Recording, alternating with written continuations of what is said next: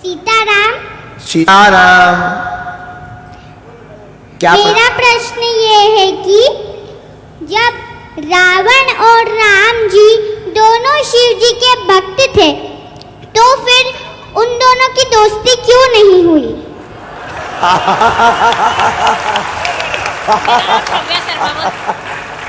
आपका नाम क्या है? श्रव्या शर्मा। वाह, कहाँ रहती हैं आप? इंदौर में। ये आपको किसने सिखाया? मैं खुद ही सीख गई। आप राम। हाँ हाँ। और मैं रोज हनुमान चालीसा भी बोलती हूँ। वाह, सीखो सीखो भारतीयों, सीखो। उम्र कितनी है आपकी? 7। वाह, बहुत सुंदर। 7 साल में बच्चा ठीक से बोल नहीं पाता, अपनी नाक नहीं साफ और कर मैं पाता। राम स्तुति भी बोलती हूँ। वाह। अच्छा, जब आप बाद में राम स्तुति सुनाओ। श्री रामचंद्र कृपाल भज मन हरण भवै दारुणम नव कंज लोचन कंज मुख बद कंज बद कंजारुणन कंधर्व अगणित अमित छबिनव नीर नीरज सुंदरम पटपीठ मानव तडित रुचि सुचि नौमि जनक सुतावरम भज दीन बंधु दिनेश दानव दैत्यवंश निकंदनम रघुनंदयानंद कंद कौशल चंद दशरथ नंदनम श्री मुकुट कुंडल तिलक चा उदार अंग विभूषणम आजार बुद्धि सर धर संग्राम इति कर दूषणम इति भजत तुलसीदास शंकर शेष मुनि रंजनम मम दय कंज निवास करु कामादिक दल कंजनम मन जाहि राजौ मिलहि सोवर सहज सुंदर सावरो करुणा निधान सुजान फिर स्नेह जान तरावरो अहि भाति गौरी असीस तुलसी सहित यार सितली तुलसी भवानी पूज्य पुनि पुनि मुनित मन मंदिर चली श्री जान गोरियन श्रेयासन जान पदे श्री मंगल मंगल मूल बारे अंग पलकन लगे मौसम दीन नदी नहीं था तुम समान रघुवीर अस विचारी रघुवंश मणि बच्ची को उठा के लाओ, उठा के लाओ, लाओ लाओ लाओ, उठा के लाओ, उठाओ। गजब, ये प्रतिभा है भैया इंदौर में। वाह।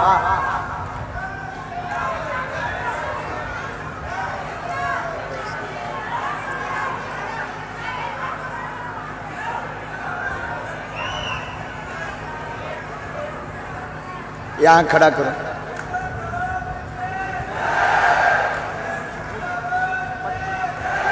इस पर खड़ी हो बेटा।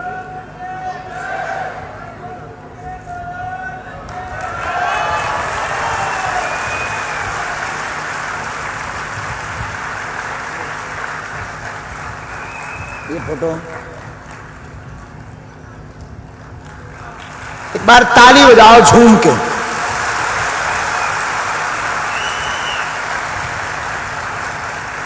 आपके साथ कौन आया? माता जी, पापा मम्मी दोनों?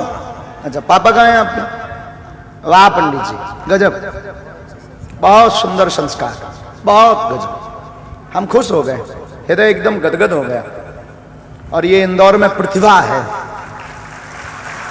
यही इंदौर की खूबसूरती।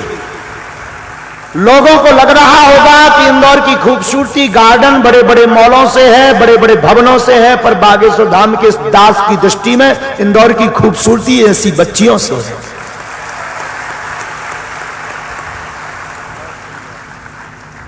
अब जवाब भी सुन लो। आप नहीं सुनना है जवाब? जवाब कैसा जवाब?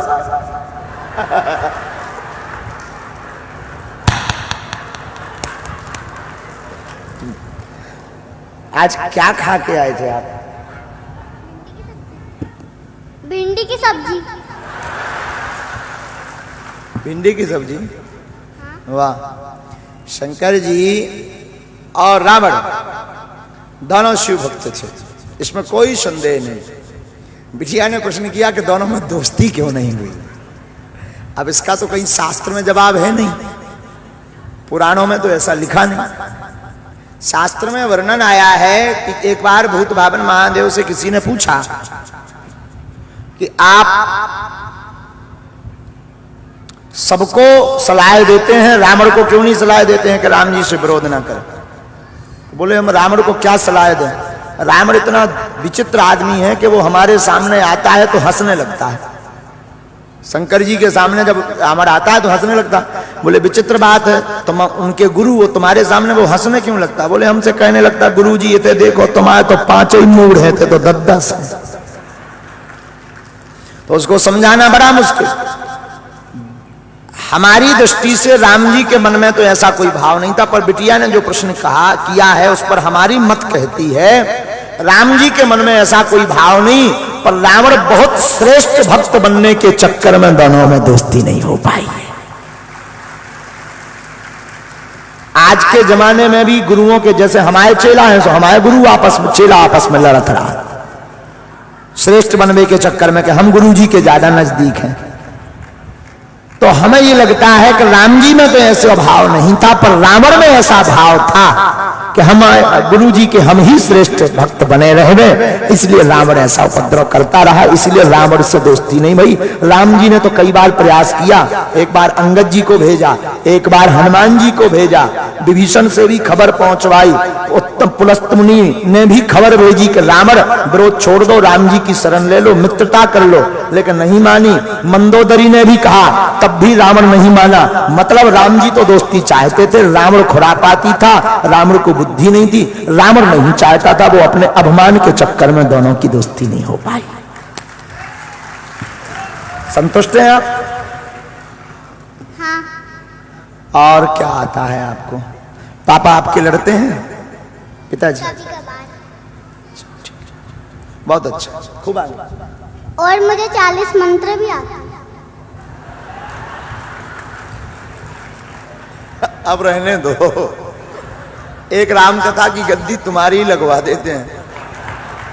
हम क्या करेंगे पाठ करके रामायण का, कुछ हमारी भी इज्जत बची रहने में। मेरे को तो राम कथा ही नहीं आती है, तो मैं कैसे करूंगी? ये आपको ये आते ना श्लोक, ये स्तुति, हनुमान चालीसा, ये भी तो सब सुनेंगे ना।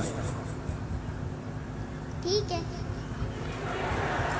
लो विधायक जी, लो हमारी गद्दी फैल है, दूसरी व्यास गद्दी चाहने कल बगल, कल चाहिए। वो तैयार भी है व्यास जी, आप तैयार हो? दक्षिणा तो नहीं लगी? पैसा पैसा ऐसा नहीं। धन्यवाद। एक बार ताली फिर से बच्चे को बजा। जय श्री राम बोलो ताकि इसका भविष्य और ऊंचा हो। जय श्री राम। एक लास्ट और अंतिम, एक मिनट, चश्मा वाली बहन जी को दे दो, लो बस फाइनल। इसके बाद कोई प्रश्नोत्तरी नहीं, कल फिर होगी। कल कौन कौन नहीं आएगा दोनों हाथ उठाओ।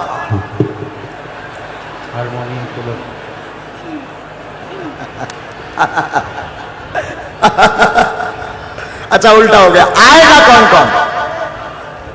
आज तो पूरा लास्ट तक, कल रोड जाम हो जाने हमें लगा। आज देखो पूरा नजारा अद्भुत, कल तो रोड जाम हो जाएगा। कल फिर आओ, कल धनुष बाण तोड़ेंगे। कितने बजे आना है?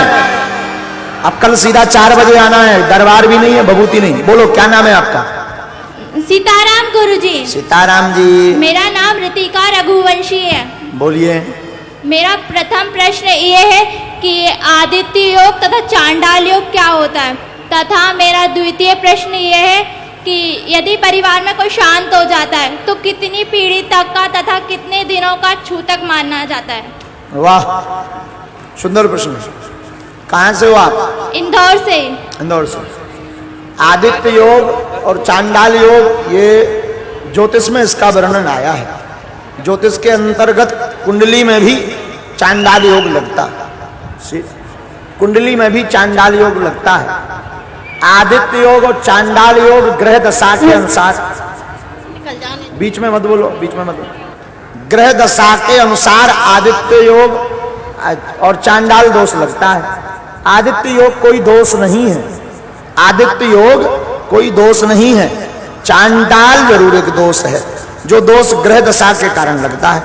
इनकी निवृत्ति के लिए आदित्य हृदय स्तोत्रम राम नाम का जप आप कर सकते हैं। आपने दूसरा प्रश्न किया था कि कोई शरीर शांत हो जाए कितनों दिनों तक सूतक मनाना चाहिए, कितने सालों तक और कितने दिनों तक, कितनी पीढ़ियों तक का माना जाता है?